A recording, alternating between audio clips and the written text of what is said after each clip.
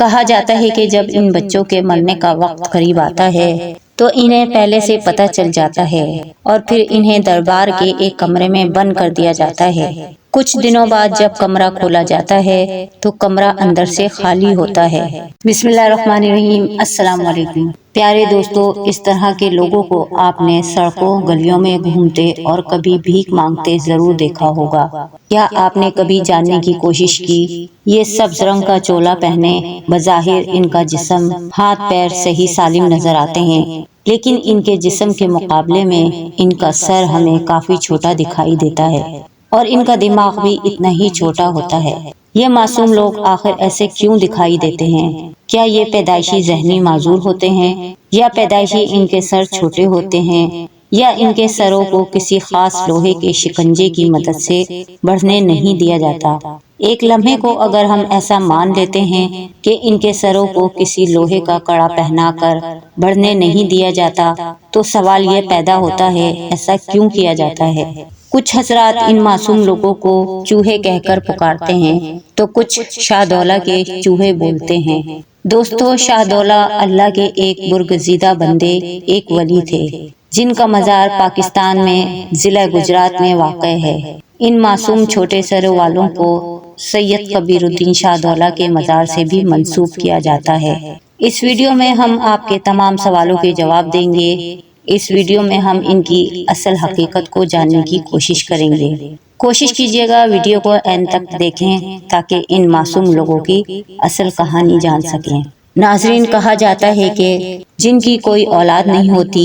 یا پیدا ہونے کے بعد زندہ نہیں رہتی، اس طرح کے یہ بے اولاد جوڑے سید کبیر الدین شاہ دولہ دریائی گنج بخش کے مزار پر آتی ہیں اور دعائیں مانگتی ہیں، منتیں مانگتی ہیں کہ اگر ان کی اولاد پیدا ہو گئی تو وہ اپنی پہلی اولاد کو اس مزار پر چھوڑ جائیں گی اور پھر کبھی مڑ کر ان بچوں کی خیر خبر نہیں لیں گی، کیونکہ جب منت پوری ہو جاتی تو مزار پر موجود افراد ان والدین سے عہد لیتے ہیں کہ وہ اپنی پوری زندگی میں پلٹ کر اس بچے کی طرف نہیں دیکھیں گے۔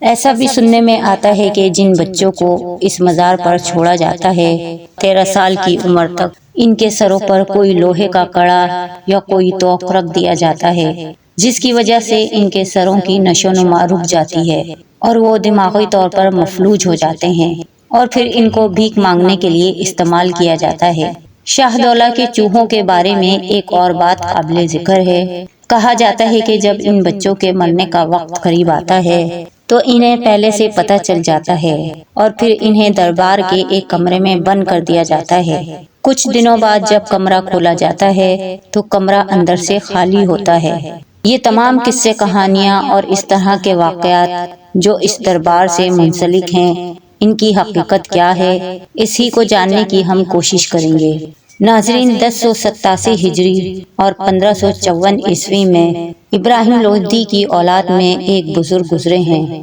جن کا نام سید کبیر الدین شاہ تھا۔ یہ بزرگ نیک اور سخی تھے، جس کی وجہ سے گجرات کے لوگ انہیں شاہ دولہ دریائی کے نام سے پکارنے لگے۔ جب ان بزرگ نے پردہ فرما لیا تو یہ بات مشہور ہو گئی، جو بانجھ اور بے اولاد عورت شاہ دولہ دریائی کے مزار پر یہ منت مانگے اور یہ کہے کہ اگر میری اولاد ہوئی تو میں اپنی پہلی اولاد کو اس مزار کے نذر کر دوں گی، تو اس عورت کو لازمی اولاد پیدا ہوتی ہے۔ چنانچہ پھر یہ بات مشہور ہو گئی کہ دربار میں منت مانگنے کے بعد جو پہلا بچہ پیدا ہوتا اس کو دربار کے نذرانے کے طور پر پیش کر دیا جاتا اور ان بچوں کا سر حیرت انگیز طور پر چھوٹا رہ جاتا تھا۔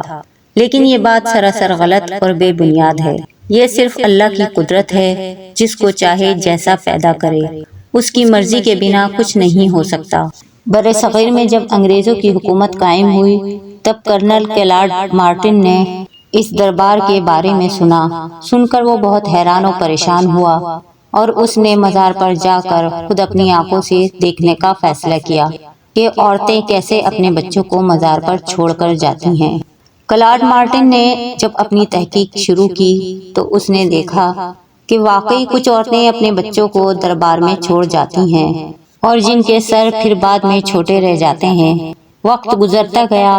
1866 میں ڈاکٹر جانسٹن ڈولے شاہ کے دربار پہنچا۔ وہاں اس کی نظر 9 ایسے بچوں پر پڑی جن کے سر چھوٹے تھے اور جنہیں ڈولے شاہ کے چوہے کہا جاتا تھا، اور یہی وہ پہلا شخص تھا جس کے مطابق جب بھی کوئی عورت اپنا بچہ دربار پر چھوڑ جاتی تو پھر دربار کی انتظامیہ یا کوئی مافیا ان بچوں کے سروں پر کوئی کڑا یا کوئی فولادی ٹوپی کے ذریعے جان بوجھ کر ان کے سروں کو چھوٹا کرتے ہیں۔ اس فولادی ٹوپی یا کڑے کی وجہ سے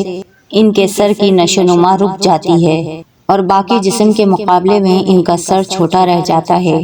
جس کی وجہ سے ان بچوں میں سوچنے سمجھنے کی صلاحیت بھی ختم ہو جاتی ہے، اور پھر اس قسم کے بچوں کو بھیک مانگنے پر لگا دیا جاتا ہے۔ 1879 میں ہیری ریوٹ کارنک نے بھی اس دربار کے بارے میں تحقیق شروع کی اور وہ اس نتیجے پر پہنچا کہ ہر سال 3 سے 5 بچے اس دربار کی نظر کر دیے جاتے ہیں، جہاں ان بچوں کو ایک خاص مکینیکل طریقے سے گزار کر مختلف ادویات کھلا کر ان کا سر چھوٹا کیا جاتا ہے۔ 1902 میں دربار میں ان چھوٹے سروں والے بچوں کی تعداد 600 تک پہنچ چکی تھی۔ کیپٹن ایونز نے اس دربار پر ایک تفصیلی تحقیق کے بعد یہ دعویٰ مسترد کر دیا کہ بچوں کے سروں کو لوہے کے کسی کڑے یا ان کے سر پر کوئی لوہے کا خول چڑھا کر زبردستی ان کے سروں کو چھوٹا کیا جاتا ہے۔ کیپٹن ایونز نے یہ تہیہ کر لیا کہ وہ اس تھیوری کو غلط ثابت کر کے رہے گا۔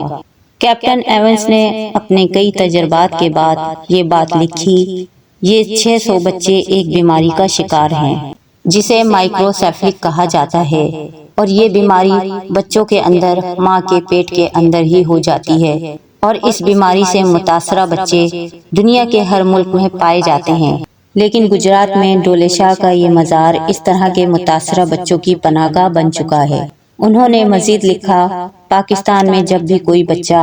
مائکروسیفلک کی بیماری میں مبتلا پیدا ہوتا ہے تو اس کے والدین جان بوجھ کر اپنی اس اولاد کو اس کی معذوری سے جان چھڑانے کی وجہ سے شاہ دولہ کے مزار پر چھوڑ آتے ہیں، اور پھر دربار پر موجود مافیا یا فقیر ان بچوں کو مختلف ٹولیوں کی شکل میں مختلف شہروں میں بھیک منگواتے ہیں، اور ان پر بہت ظلم بھی کیا جاتا ہے، کیونکہ یہ بیماری ماں کے پیٹ میں حمل کے دوران ہی بچوں کو لگ جاتی، اور اسی وجہ سے یہ بچے ذہنی معذور پیدا ہوتے ہیں، اور ماں کے پیٹ کے اندر ہی اس قسم کے بچوں کی سروں کی نشو و نما رک جاتی ہے۔ یہ صرف ایک بیماری ہے جو کہ اللہ کی طرف سے ہے، اور لوگوں نے ان بچوں کو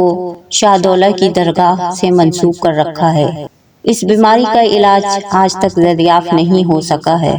1969 میں محکمہ اوقاف نے اس دربار کو اپنی تحویل میں لے لیا اور سخت پابندی عائد کر دی کہ کوئی بھی والدین اپنے معذور بچوں کو اس دربار پر نہیں چھوڑ سکتا، لیکن اس پابندی کے باوجود بھی اس وقت دربار پر تقریباً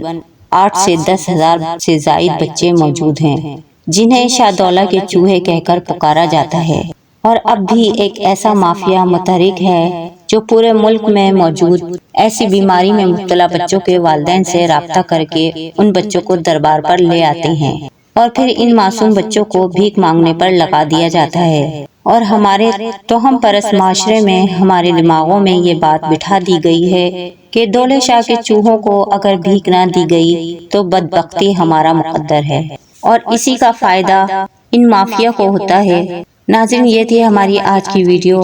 امید کرتی ہوں شاہ دولہ کے چوہوں کے بارے میں ساری حقیقت آپ کو معلوم ہو گئی ہوگی۔ ویڈیو کو لائک کر کے شیئر کر دیں۔ جزاک اللہ۔